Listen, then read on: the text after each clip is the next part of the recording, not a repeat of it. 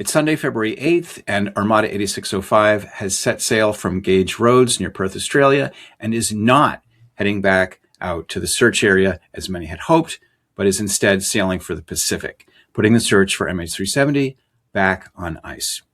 Now, some have speculated online that Ocean Infinity stopped looking because they found the wreckage. I'll unpack why that is probably not the case, and we'll look at what lies ahead for the search for MH370.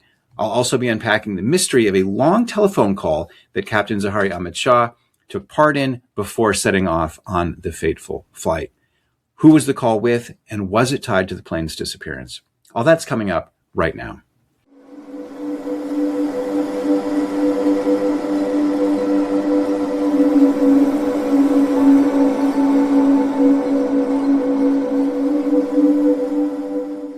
Hi, everybody. Jeff Wise back with you for another episode of Finding MH370, the only podcast that dives deep into every aspect of the technical evidence relating to aviation's greatest mystery. Before I get started, I want to thank a great friend of the show, Erin Murphy, for making this baseball hat. Very nice. As longtime viewers will know, Erin works at UFly Flight Simulator near Toronto, where customers can fly a 777 flight simulator. Erin is currently carrying out test simulations to see how far from the 7th arc MH370 could have flown. Hope to have more about that soon. Okay, on to the main event. As you'll recall, in the last episode, we talked about how Armada 8605 had left the search area on January 23rd and was heading back to Fremantle near Perth, Australia. And indeed, that happened. It arrived on January 27th, and as you can see here in this very nice video posted to Facebook by Les Moyle. Once on port, it did what it normally does, namely refuel, take on supplies. Fresh crew came on board.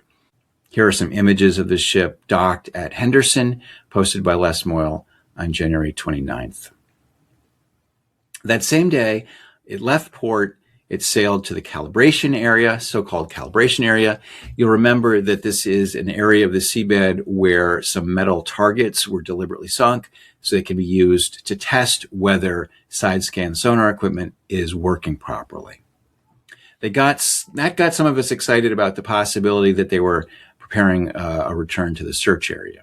5 days later, Armada 8605 sailed back into port.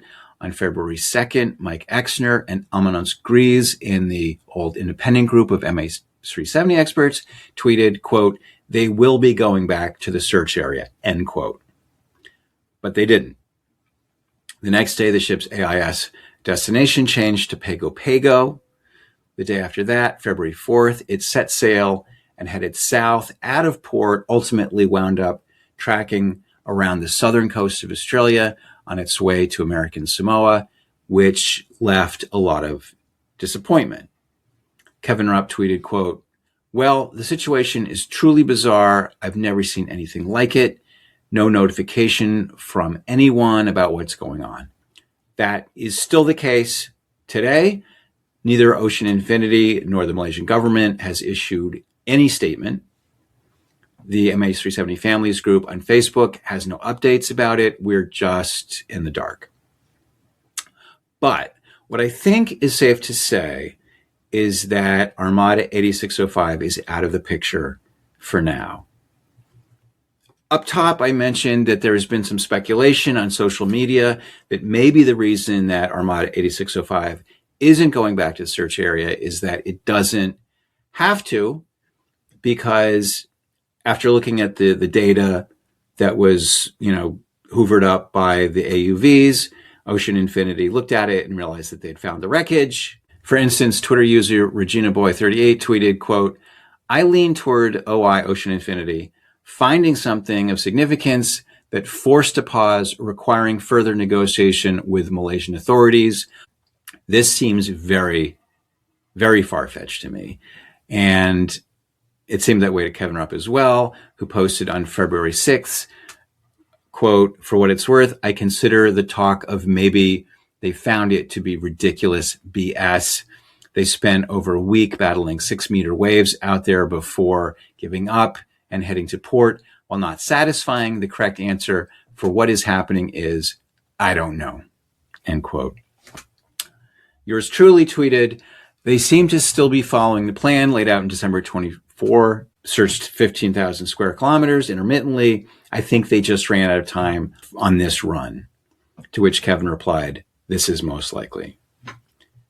So it would be nice if some other ship in Ocean Infinity's fleet was steaming towards the search area to take up where 8605 left off. But at the moment, the other Armada 86s are very widely dispersed. There's 3 of them in the Western Hemisphere, one at the shipyard in Vung Tau, Vietnam.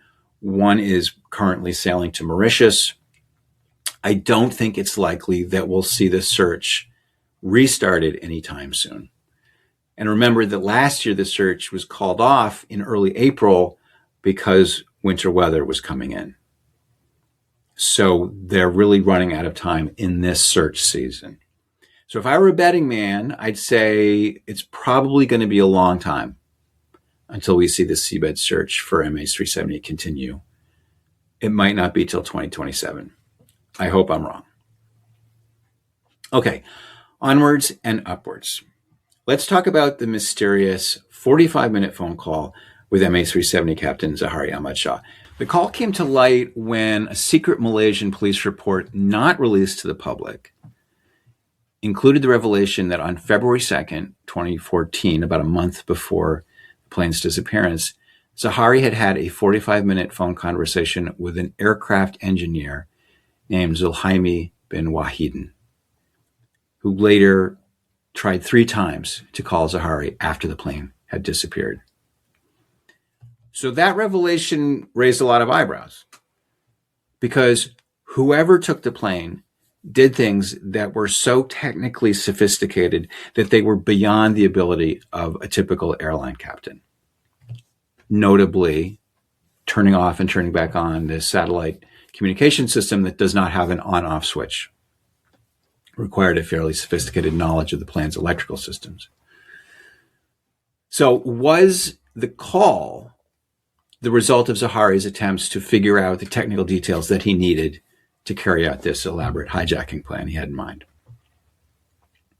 At the time, Mike Exner, who I mentioned earlier, and Don Thompson, who I cite all the time in this podcast, they raised the issue. And they raised it to the press.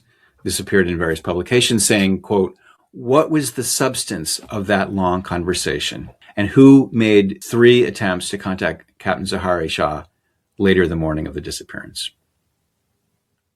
So that answer to that mystery came in 2019 when Zulhaimi came forward to Australian journalists and explained who he was and what he had been doing. He told the Australian newspaper that the Royal Malaysian Police had interviewed him 3 or 4 times after the plane's disappearance because this is what the paper wrote. They said, of the suspicions, he had provided his cousin with the technical advice to hijack the Boeing 777, end quote. He went on, this is what he told them. He said, I was at police headquarters for 3 days. It spanned from morning to evening. I told them that Zahari is a smart guy. He doesn't need me to get all that information.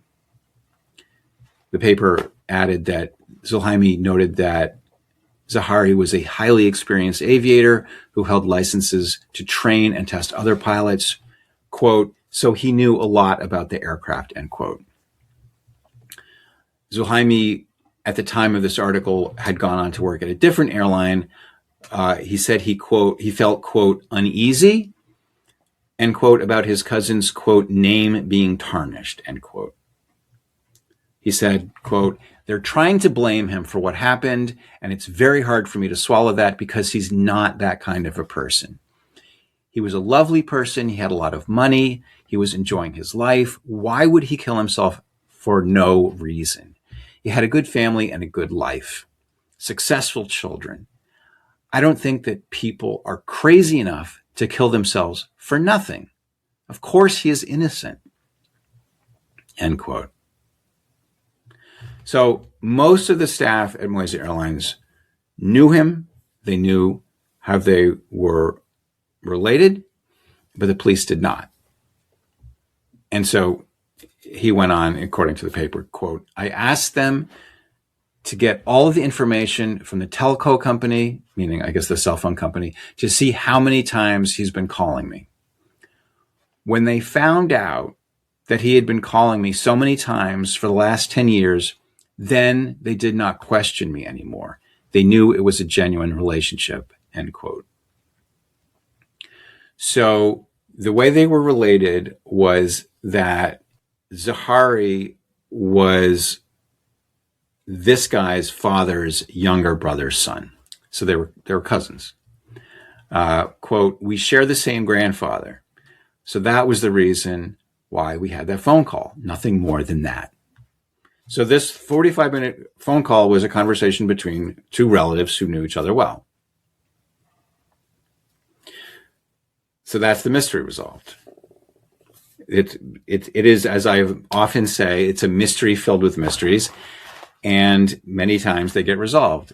And each time a mystery gets resolved, it brings us a little closer to understanding what happened. In this case, we get an insight into Zahari's character and personality from someone who knew him really, really well. The reason I bring this up is that lately I've been getting a lot of comments that are very quick to portray Zahari as a deranged lunatic, because that fits with the narrative that a lot of people want to believe. Pilot, mass murder, suicide. One commenter recently wrote, it's simple. Zahari was a psychopath. It's that the guy was evil from who knows what. The flight department has to examine how they missed this. What you see a lot in the discussion of MH370 about Zaharie Ahmed Shah in particular as a culprit is that people decide that he's the only possible perp.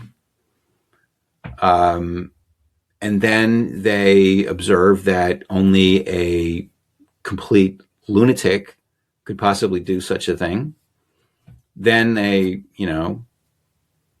conclude that therefore Zahari must have been mentally ill. And then they use that conclusion to paper over the lack of logical motivations in the pilot suicide hypothesis, saying that, it's impossible to make sense of the behavior of a mentally ill person. But in fact, there's no documented evidence. There's no on-the-record testimony from friends or family members. There's nothing that would suggest that Zahari had any kind of mental or emotional or anything, red flags. Everything says he was a great guy and he was a chill guy. But because it doesn't fit into the narrative that people find compelling, they assume that there must be something there. But maybe there isn't. Recently, I ran across a pretty neat quote from Marvin Minsky, the MIT artificial intelligence guru. He said, this is a quote, when no idea seems right, the right one must seem wrong. It's a pithier way of saying an idea that I've been hammering for a long time about MH370. We know that this is a weird case. A lot of weird and seemingly inexplicable things happened. For sure. So we should brace ourselves for the possibility that the answer is going to turn out to be weirder than we had initially thought possible. Okay, that's all I have for you this week. Even though the search seems to have been suspended, stay tuned because the 12th anniversary of the disappearance is coming up, and I have some amazing stuff that I'm going to drop on you. If you want to get it while it's still hot, you can go to the show page and sign up for a free newsletter that goes out with every episode. You can find that at findingmh370.com. For now, this is Jeff Wise. I'll see you next time.